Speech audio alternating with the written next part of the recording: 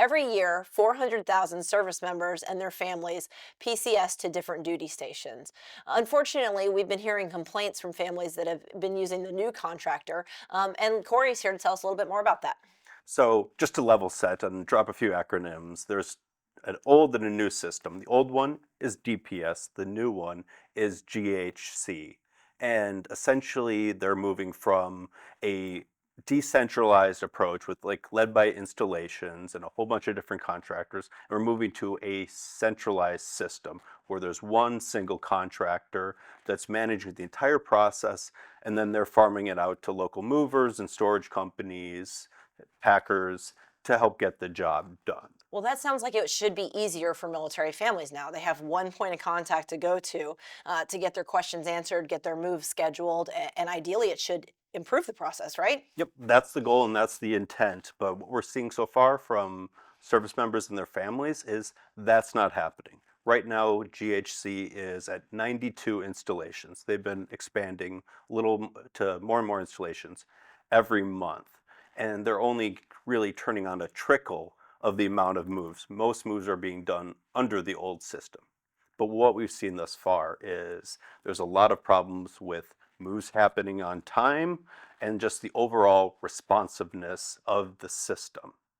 Well, those things happened under DPS. So why is it still continuing to be a problem if this was meant to address the whole situation? Well, so we're spending a lot of money, spending a lot of time to move to a system, and it's not working as we were hoping. So the other part of it is there's a downstream effect on personally procured moves, or PPMs. Or Diddy moves? Yep, Diddy, yes, exactly.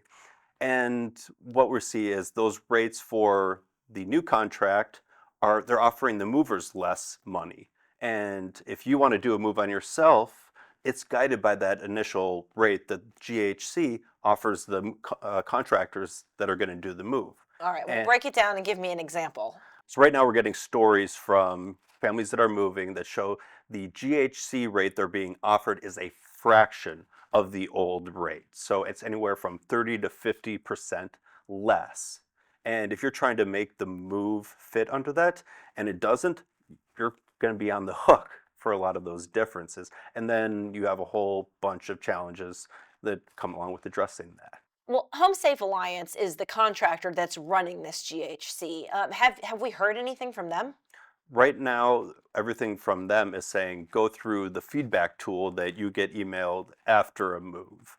And unfortunately, that's a delayed process, and that doesn't add a lot of transparency on the system as a whole to really understand what is going on. And that's where we need some help right now. I know there's a change.org petition circulating that has over 40,000 signatures on it.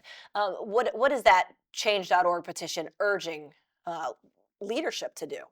The change.org petition is great because it's increasing awareness about this issue. However, when we're going to the Hill, we need the hard data, we need the facts, and we need those personal stories as well.